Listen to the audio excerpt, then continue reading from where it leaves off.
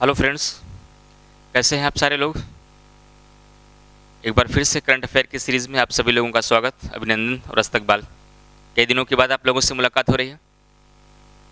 हम लोग पुरस्कार के क्रम में आगे बढ़ रहे हैं। लगभग हम लोगों का राष्ट्रीय पुरस्कार खत्म हो चुका है। कल की क्लास में हम लोगों ने पद्म पुरस्कार कंप्लीट किया था। एक बार हम लोग आपसे भी पद्म पुरस्कार का डिस्कस कर लेते हैं। कुछ थोड़ा बहुत उसके लिए रिविजन जो शॉर्ट में है वो मैं ओरली आपको बता देता हूँ। उसके बाद आज हम लोग नया पुरस्कार पढ़ेंगे, साहित्य अकादमी पुरस्कार। तो कल हम लोगों ने पद्म पुरस्कार पढ़ा था, तो मैंने कुछ उसके इतिहास के संबंध में कुछ बातें बताई थी, और उसके बाद कुछ जो इस बार 2020 में इसकी घोषणा की गई है उसके संबंध में जो इम्पोर्टेंट क्वेश्चन थे उसका हमने डिस्कस किया था।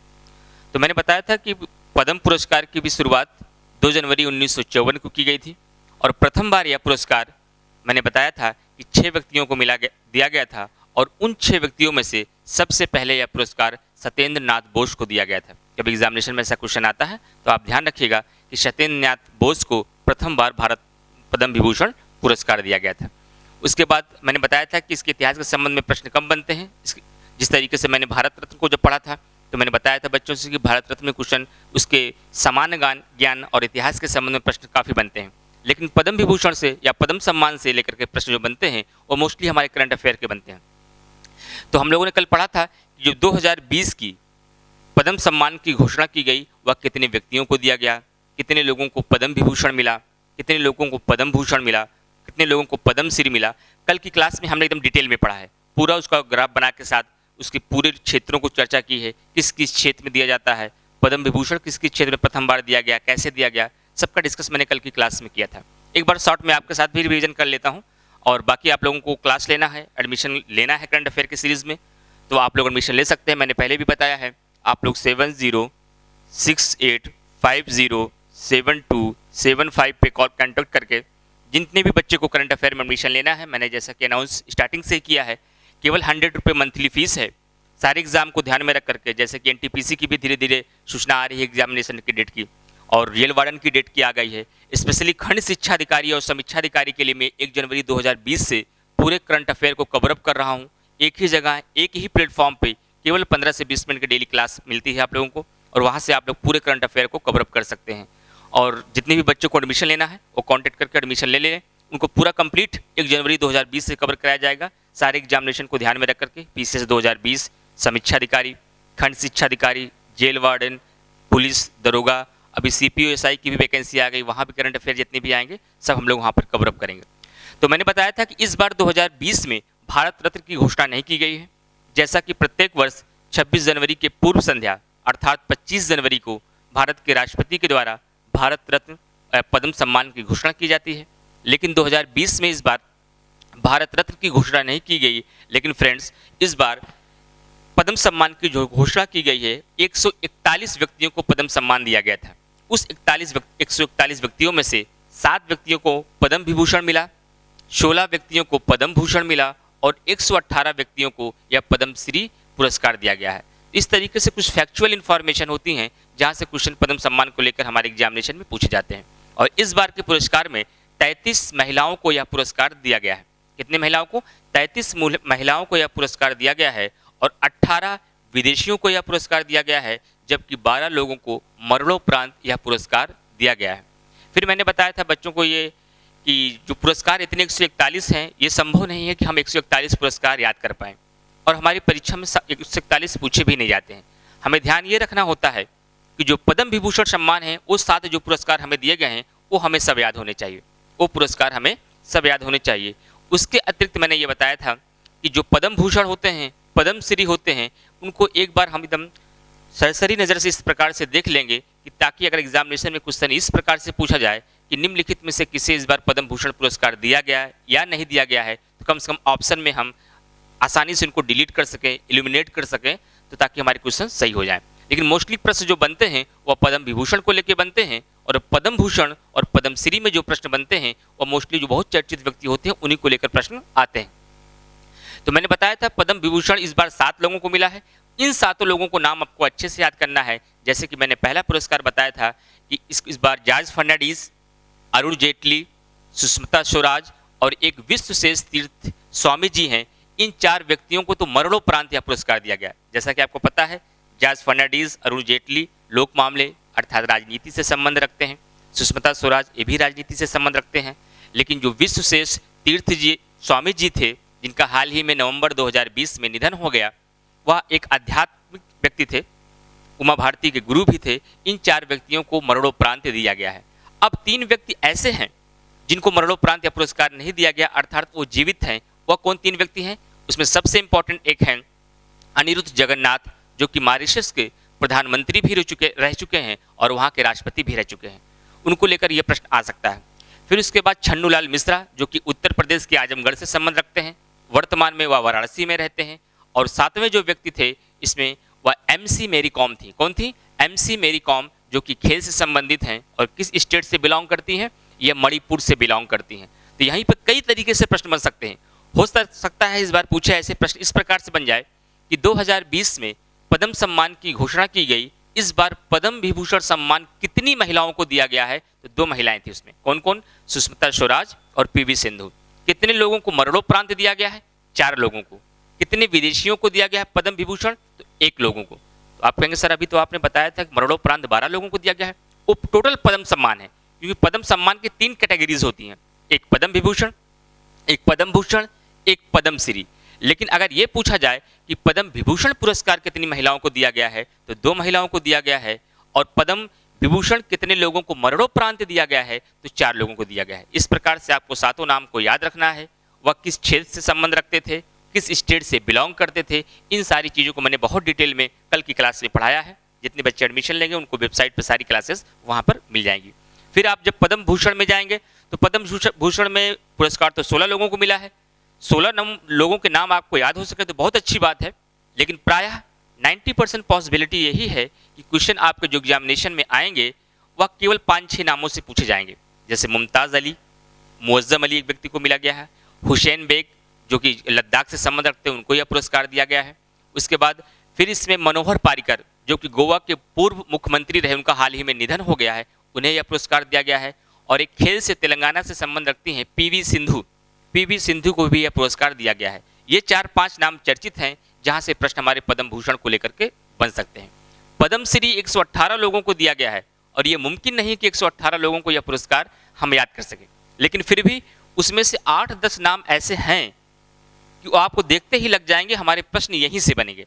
जैसे कि एक चर्चा में इस वजह से थे कि ज़हीर खान क्रिकेट से मिला है, जीतू राय जो कि खेल से संबंधित हैं, वो अपने उत्तर प्रदेश से बिलोंग करते हैं, उनको यह पुरस्कार दिया गया है। फिर रानी रामपाल जो कि हॉकी में वर्तमान में भारतीय महिला क्रिकेट टीम की कप्तान भी हैं, उन्हें हॉकी की रानी भी कहा जाता है, उनको यह पुरस्कार दिया गया है। एक व्यक्ति बहुत चर्चा में रहे, फैजाबाद अपने उत्तर प्रदेश के मोहम्मद शरीफ जी हैं, उनके बेटे का सुल्तानपुर में एक बार निधन हुआ और निधन होने के पश्चात उनको लाश जब नहीं मिली तब से उन्होंने ये प्रण किया कि कोई भी व्यक्ति किसी भी समुदाय का हो, वो हिंदू हो, सिख हो, ईसाई हो, मुस्लिम हो, जितनी भी लावारिस लाशें उनको मिलेंगी उन लावारिस लाशों को उनकी जांच करके किस धर्म से ये संबंध व्यक्त रखता है उस धर्म की रीति के अनुसार उसका दाह संस्कार किया जाएगा। इस तरीके से कई हजार दाह संस्कार वो कर चुके हैं और समाज सेवा पर ऐसा कार्य करने के लिए उन्हें मोहम्मद शरीफ जी को फैजाबाद उत्तर प्रदेश से जो संबंध रखते हैं उन्हें यह पुरस्कार दिया गया है। ज़हीर खान क्रिकेट से हैं, आप इनको जानते ही हैं। उसके बाद खेल से आप 2 नाम याद रखिएगा, जीतू राय को और रानी रामपाल को। और कुछ कला के क्षेत्र में महत्वपूर्ण पुरस्कार इस बार वितरित किए गए हैं, जैसे कि करण जौहर को यह पुरस्कार मिला है, एकता कपूर को यह पुरस्कार मिला है। उसके बाद फिर अदनान सामी को, कंगना रणावत को यह पुरस्कार दिया गया है पद्मश्री 2020। इस तरीके से मैंने पूरा डिटेल में पद्म पुरस्कार पढ़ाया है, उसकी पूरी PDF भी डिटेल में दे दी है। उन सारे व्यक्तियों की सूची आप देखना चाहेंगे तो PDF में आपको मिल जाएगी। तो इस क्रम में हम लोगों ने कल पद्म पुरस्कार कंप्लीट किया था और आज का जो हमारा टॉपिक है साहित्य अकादमी पुरस्कार है, इसको हम लोग बहुत डिटेल में पढ़ेंगे। तो साहित्य अकादमी पुरस्कार एक इंपॉर्टेंट पुरस्कार है। यहाँ से क्वेश्चन इसके इतिहास को लेकर भी बनता है, इसके सामान्य ज्ञान को लेकर भी बनता है और करंट इशू से भी प्रश्न इसके खूब बनते हैं। तो आइए पूरे डिटेल में, जिस तरीके से कल हम लोगों ने पद्म सम्मान पढ़ा था उसी तरीके से आज हम लोग साहित्य अकादमी पुरस्कार पढ़ते हैं। तो साहित्य अकादमी पुरस्कार सबसे पहले देखते हैं ये क्या है, किस क्षेत्र में दिया जाता है। तो यह एक साहित्यिक सम्मान है। कैसा सम्मान है? यह एक साहित्यिक सम्मान है और साहित्य अकादमी के द्वारा यह पुरस्कार प्रतिवर्ष दिया जाता है। मैंने आपको स्टार्टिंग से पुरस्कार जब से हम पढ़ा रहे हैं आपको मैंने बताया है, आप ये हमेशा कोशिश करिए कि कोई भी पुरस्कार हो तो उसके प्रदानकर्ता कौन है वो आप ध्यान रखिए। जैसे बहुत सारे पुरस्कार को के बिरला फाउंडेशन ने दिया था, बहुत सारे पुरस्कार को ज्ञानपीठ समिति ने दिया था। तो जो साहित्य अकादमी पुरस्कार है ये साहित्य अकादमी संस्थान के द्वारा दिया जाता है। यह पुरस्कार 24 भाषाओं में दिया जाता है। तो आपने कहा होगा सर आपने स्टार्टिंग में बहुत सारी पुरस्कार पढ़ाए थे, सरस्वती पुरस्कार पढ़ाया था, बिहारी पुरस्कार पढ़ाया था, मूर्ति देवी पुरस्कार पढ़ाया था, ज्ञानपीठ पुरस्कार बताया था। तो प्रायः कहीं 22 भाषाएं होती थीं, या कहीं 2 भाषाएं होती थी, या कहीं 1 भाषाएं होती थी। पहली बार हम लोग सुन रहे हैं कि 24 भाषाएं हैं। तो यहाँ पर थोड़ा ध्यान देना है। यहाँ से कुछ प्रश्न और बन सकते हैं कि जैसा कि आपको पता है फ्रेंड्स, हमारे 8वीं अनुसूची जो 8th शेड्यूल है, उस 8th शेड्यूल में 22 भाषाओं का वर्णन किया गया है। कितनी भाषाओं का फ्रेंड्स? 22 भाषाओं का वर्णन किया गया है। इसका तात्पर्य यह हुआ कि जो साहित्य अकादमी पुरस्कार दिया जाता है वह हमारे संविधान के 8वें शेड्यूल में वर्णित उन 22 भाषाओं में तो दिया जाता ही है, उसके अतिरिक्त या 2 भाषाओं में और दिया जाता है जो कि 8वीं अनुसूची में सम्मिलित नहीं है। अब आइए देखते हैं वह कौन कौन सी 2 भाषाएं हैं। तो वह एक भाषा है राजस्थानी और दूसरी क्या है? अंग्रेजी। पहली भाषा है राजस्थानी और दूसरी भाषा है अंग्रेजी, जो कि हमारे 8वीं अनुसूची में सम्मिलित नहीं है। और इन 2 भाषाओं में भी साहित्य अकादमी पुरस्कार दिया जाता है। क्लियर हो रहा है फ्रेंड्स एकदम? इसका तात्पर्य यह हुआ कि संविधान की 8वीं अनुसूची में वर्णित 22 भाषाओं प्लस अंग्रेजी और राजस्थानी जो कि 8वीं अनुसूची में वर्णित नहीं है, इन 24 भाषाओं में साहित्य अकादमी पुरस्कार दिया जाता है। यहाँ से रिलेटेड कुछ प्रश्न और बनते हैं, मैं आपसे डिस्कस कर देता हूँ। जैसे कि हमारे मूल संविधान में जब 8वीं अनुसूची थी केवल 14 भाषाएं थी, वर्तमान में 22 हैं। तो 15वीं भाषाओं को किसको जोड़ा गया था? सिंधी को जोड़ा गया था 21वें संविधान संशोधन 1967 के द्वारा। फिर उसके बाद जब आप उसके आगे चलेंगे तो बाद में 71वां संविधान संशोधन 71 अमेंडमेंट होता है 1992 में, 1992 में। और इस संविधान संशोधन के तहत 3 भाषाएं जोड़ी जाती हैं, नेपाली, मणिपुरी और कोंकणी। और जब उसके आगे और बढ़ते हैं, एग्जामिनेशन में क्वेश्चन भी पूछा जाता है कि 92वां संविधान संशोधन 92 अमेंडमेंट के द्वारा सन 2004 में बोडो, डोगरी, मैथिली और संथाली इन 4 भाषाओं को जोड़ा गया है। और वर्तमान स्थिति यह है कि 8वीं अनुसूची में वर्तमान में 22 भाषाओं का वर्णन किया गया है। और इन 22 भाषाओं के अलावा फ्रेंड्स राजस्थानी और अंग्रेजी भाषाओं में भी साहित्य अकादमी पुरस्कार दिया जाता है। कभी हम लोग पॉलिटी जब पढ़ेंगे तो वहाँ पे 8वें शेड्यूल को बहुत अच्छे से फिर डिटेल में पढ़ेंगे। आगे चलते हैं फ्रेंड्स हम लोग। अब देखते हैं इसके सामान्य ज्ञान को लेकर के प्रश्न क्या क्या बन सकते हैं। तो पहला प्रश्न ये बनेगा कि साहित्य अकादमी पुरस्कार की स्थापना कब हुई? तो साहित्य अकादमी पुरस्कार की स्थापना 1954 में हुई। और इस किस क्षेत्र में यह पुरस्कार दिया जाता है? तो यह पुरस्कार साहित्य के क्षेत्र में दिया जाता है। किस क्षेत्र में? साहित्य के क्षेत्र में दिया जाता है। और इसके जो प्रथम प्राप्तकर्ता थे, इसके प्रथम प्राप्तकर्ता माखनलाल चतुर्वेदी जी थे। कौन था? माखनलाल चतुर्वेदी जी थे। और उनकी हिम तरंगिणी के लिए यह पुरस्कार दिया गया था। लेकिन यहीं पर ध्यान रखिएगा फ्रेंड्स कि इसकी स्थापना 1954 में हुई, लेकिन यह प्रथम पुरस्कार जब माखनलाल चतुर्वेदी जी को दिया गया तो यह पहली बार 1955 में दिया गया था। 1955 में पहली बार यह पुरस्कार दिया गया था। और इस पुरस्कार की राशि कितनी होती है फ्रेंड्स? इस पुरस्कार की राशि होती है 1 लाख रुपए। कितना होती है फ्रेंड्स? 1 लाख रुपए इस पुरस्कार की राशि होती है। और ये प्रथम महिला कौन थी जिन्हें साहित्य अकादमी पुरस्कार से नवाजा गया? तो प्रथम महिला थी अमृता प्रीतम। कौन थी? अमृता प्रीतम प्रथम महिला थी जिन्हें साहित्य अकादमी पुरस्कार दिया गया है। और ये कितनी भाषाओं में दिया जाता है? मैंने पहले ही बता दिया है, यह 24 भाषाओं में दिया जाता है। यहाँ से प्रश्न आपके एग्जामिनेशन में बन सकते हैं। और प्रदानकर्ता कौन है? कौन सी संस्थान देती है? इसका भी मैंने डिस्कस आपसे कर दिया है। साहित्य अकादमी के द्वारा यह पुरस्कार दिया जाता है। तो यहाँ तक बिल्कुल एकदम क्लियर हो गया फ्रेंड्स कि साहित्य अकादमी पुरस्कार की स्थापना 1954 में हुई, प्रथम बार 1955 में माखनलाल चतुर्वेदी को यह पुरस्कार उनके हिम तरंगिणी के लिए यह पुरस्कार दिया गया है। और इसकी पुरस्कार राशि 1 लाख रुपए होती है। और प्रथम महिला यह पुरस्कार पाने वाली अमृता प्रीतम थी। और यह 22-24 भाषाओं में यह पुरस्कार दिया जाता है। और वह कौन सी संस्थान है जिसके द्वारा यह पुरस्कार प्रदान किया जाता है? तो साहित्य अकादमी संस्थान के द्वारा साहित्य अकादमी पुरस्कार दिया जाता है। यहाँ तक एकदम क्लियर हो गया। ये बातें इसकी रही सामान्य ज्ञान की। अब हम लोग सीधा पहुँचते हैं इसके करंट अफेयर में कि साहित्य अकादमी पुरस्कार 2019 किसे दिया गया। अब यहाँ पे पहला सवाल तो यही उठता है कि सर अभी तो आपने बताया कि 24 भाषाओं में यह पुरस्कार दिया जाता है, क्या हमें एग्जाम के लिए उन 24 भाषाओं पर फोकस करना पड़ेगा? नहीं, आपको केवल हमारे जो प्रश्न एग्जामिनेशन में आते हैं वह केवल 2 भाषाओं को लेकर पूछे जाते हैं। प्रायः 95% पॉसिबिलिटी यही है कि आपके केवल 2 भाषाओं से पूछे जाएंगे कि अंग्रेजी भाषा और हिंदी भाषा में साहित्य अकादमी पुरस्कार किसे दिया गया है। बाकी आप उन 24 भाषाओं को पूरा डिटेल में देखना चाहते हैं तो पीडीएफ आप लोगों को वेबसाइट पे मिल जाएगी, आप लोग वहां से देख लीजिएगा जो भी बच्चे एडमिशन ले रहे हैं। तो अंग्रेजी भाषा में यह पुरस्कार किसे दिया गया है? सांसद डॉक्टर शशि थरूर को दिया गया है। किसको दिया गया है? डॉक्टर शशि थरूर को दिया गया है, जो कि तिरुवनंतपुरम में सांसद भी हैं। और उनकी एक पुस्तक है एन एरा ऑफ डार्कनेस। कौन सी पुस्तक है? एन एरा ऑफ डार्कनेस, जो कि ब्रिटिश काल पर आधारित पुस्तक है और यह 2016 में प्रकाशित हुई थी। कब प्रकाशित हुई थी फ्रेंड्स? 2016 में। लेकिन यहाँ देखिएगा प्रश्न 3 तरीके से बन सकते हैं। हो सकता है प्रश्न इस तरीके से पूछा जाए कि अभी हाल ही में 2019 में साहित्य अकादमी पुरस्कार की घोषणा की गई और यह पुरस्कार डॉक्टर थरूर को यह पुरस्कार दिया गया है, उनकी किस पुस्तक के लिए यह पुरस्कार मिला है? तो आपको याद रखना होगा, तब आपको आंसर देना होगा एन एरा ऑफ डार्कनेस। तो अगर ऐसे प्रश्न पूछा जाए कि एन एरा ऑफ डार्कनेस के लिए 2019 का साहित्य अकादमी का पुरस्कार किसे दिया गया, तो आपको बताना होगा डॉक्टर शशि थरूर। और प्रश्न इस प्रकार से पूछा जाए अगर कि एन एरा ऑफ डार्कनेस के लिए शशि थरूर को 2019 का कौन सा पुरस्कार दिया गया है, तब आपको आंसर देना होगा साहित्य अकादमी पुरस्कार। तो मैं आपको ये बता देना चाहता हूं कि किसी भी एक टॉपिक को जो हम पढ़ते हैं उसी टॉपिक में कितने प्रकार से ऑब्जेक्टिव प्रश्न बन सकते हैं। तो हमें स्टैटिक होकर पढ़ाई नहीं करनी है, हमें डायनेमिक होकर पढ़ाई करना है कि किसी भी पहलू से प्रश्न किसी प्रकार से घुमाया जाए तो हमारे अंदर इल्यूमिनेशन पावर हो, हम उस सवाल को आसानी से कनेक्ट कर सकें। एकदम क्लियर हो रहा है फ्रेंड्स आपको? आगे चलते हैं हम लोग। अंग्रेजी भाषा का हो गया, अब हम लोग देखते हैं हिंदी भाषा में यह पुरस्कार किसे दिया गया है। तो हिंदी भाषा में यह पुरस्कार नंद किशोर आचार्य जी को मिला है। किसे मिला है? नंद किशोर आचार्य जी को मिला है और ये राजस्थान से संबंध रखते हैं। इनकी एक काव्य थी छीलते हुए अपने को, कविता है इनकी, छीलते हुए अपने को के लिए यह पुरस्कार दिया गया है और यह प्रकाशित हुई थी 2013 में। और एन एरा ऑफ डार्कनेस कब प्रकाशित हुई थी फ्रेंड्स? 2016 में। तो हिंदी भाषा के लिए यह पुरस्कार नंद किशोर आचार्य को छीलते हुए अपने के लिए उनको यह पुरस्कार दिया गया है और यह पुरस्कार, यह जो काव्य था इनका, यह प्रकाशित हुआ 2013 में।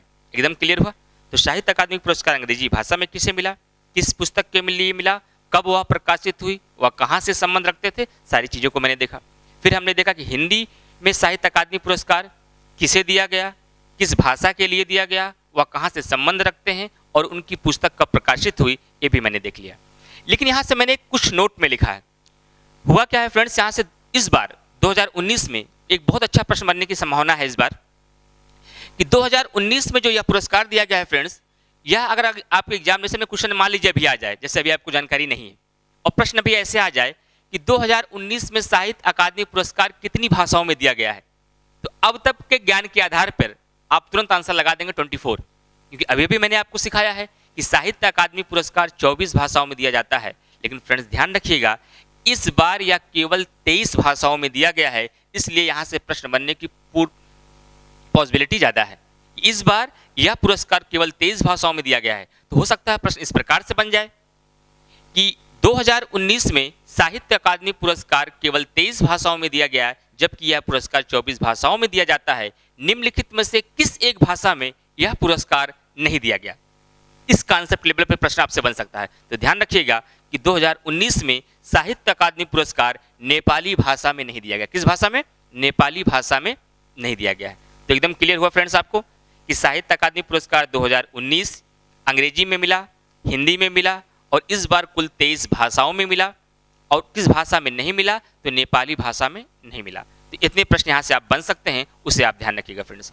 तो हो सकता है कुछ तुलनात्मक क्वेश्चन पूछ ले। मैं बार बार बताता हूँ आपको कि जिस बार की घोषणा होती है उसके पहले की भी तुलना आप याद रखिएगा। कभी कभी होता क्या है, पिछले वर्ष पुरस्कार पूछ लिया जाता है और जो वर्तमान में आप याद करके जाते हैं उसे प्रश्न में ही बता देता है। जैसे कि 2019 का साहित्य अकादमी का पुरस्कार अंग्रेजी भाषा के लिए शशि थरूर को दिया गया है, जबकि 2018 में यह पुरस्कार अंग्रेजी भाषा के लिए किसे दिया गया? अब आप कहेंगे हम तो 2019 का याद करके गए, करंट अफेयर 2018 का पूछ रहा है। तो ऐसा ट्रेंड हो चुका है तो हम उसके लिए अपनी तैयारी पहले से ही क्यों न कर लें। आगे देखते हैं कि 2018 में यह पुरस्कार अंग्रेजी भाषा के लिए अनीस सलीम को मिला है। किसे मिला है? अनीस सलीम को मिला है। उनकी एक पुस्तक थी द ब्लाइंड लेडीज डिसेंट्स। कौन सी पुस्तक थी? The blind ladies descents. और हिंदी भाषा के लिए यह पुरस्कार चित्रा मुदगल को मिला था, उनके काव्य के लिए। कौन से? Post box number 20 Nala Sopara के लिए। किसके लिए मिला था? Post box number 20 Nala Sopara के लिए यह पुरस्कार 2018 में हिंदी भाषा के लिए चित्रा मुदगल को दिया गया था, जबकि अंग्रेजी भाषा के लिए अनीस सलीम को यह पुरस्कार किस लिए दिया गया था? ब्लाइंड लेडीज रिसर्च के लिए। इस तरीके से फ्रेंड्स आज हमने पूरे साहित्य अकादमी को पुरस्कार को पूरे डिटेल में पढ़ा, पूरे उसके कॉन्सेप्ट को समझा, पूरे उसके इतिहास को समझा और उसके सामान्य ज्ञान को समझेंगे। एक बार अगर आपने किसी पुरस्कार पर इस तरीके से पकड़ बना ली तो निकट भविष्य में क्या करना है आपको? फिर कभी भी जब 2020 की पुरस्कार की घोषणा होगी, केवल आपको उन 2 पुरस्कारों को मेंशन करने ला है, बाकी सारी चीज़ें आपको तो पहले से याद हैं। तो मेहनत हमें वन टाइम करनी होती है, बाद में जब हमें ऐड करना होता है तो तब चीज़ें आसान हो जाती हैं। तो एक बार मैं फिर से आपसे अपील करता हूँ फ्रेंड्स, जितने भी बच्चे खंड शिक्षा अधिकारी, समीक्षा अधिकारी, PCS, one day examination, jail warden, जिसकी भी तैयारी में लगे हुए हैं, तो आप लोग करंट अफेयर में अपनी तैयारी को मजबूत करने के लिए आप हमारे नंबर पे कांटेक्ट करें। मैंने नंबर आपको बता दिया है, वहाँ नीचे भी हमारा नंबर लिखा हुआ है, उस पर कांटेक्ट करके आप अपना एडमिशन लीजिए, ताकि करंट अफेयर में डेली 15 से 20 मिनट की पढ़ाई में करंट अफेयर पे एक मजबूत पकड़ आपकी बन सके। और मैं करंट अफेयर पढ़ाते समय इस बात का पूरा ध्यान रखूंगा कि जो हमारे एग्जामिनेशन में 6-7 प्रश्न सामान्य ज्ञान के आते हैं, उनको भी मैं कवरअप कर सकूं, और उसी सामान्य ज्ञान करंट अफेयर से संबंधित ऐसे प्रश्न जो पॉलिटी से कनेक्ट हो सकते हैं, जो इकोनॉमी से कनेक्ट हो सकते हैं, जो साइंस से कनेक्ट हो सकते हैं, उन प्रश्नों पर भी अपनी पकड़ बना के चलेंगे, ताकि करंट अफेयर पढ़ने के साथ साथ ओवरऑल जीएस में हमारे 15 से 17 प्रश्न पर हमारी पकड़ बन सके। तो मिलते हैं आपको फ्रेंड्स नेक्स्ट वीडियो में। इस तरीके से मैंने पूरा राष्ट्रीय पुरस्कार पढ़ चुके हैं, अब हम लोगों के कुछ अंतर्राष्ट्रीय पुरस्कार है, उसकी तरफ आगे बढ़ेंगे। तो कुछ तुलनात्मक अध्ययन के रूप में कल आपको मैं एक पुरस्कार और भी बताएंगे हम लोग आगे ले चल करके। तो जिन बच्चों को एडमिशन लेना हो वो आप कांटेक्ट करके एडमिशन ले लीजिए और अपनी पढ़ाई को जारी रखिए। मिलते हैं नेक्स्ट क्लास में। Thank you all of you.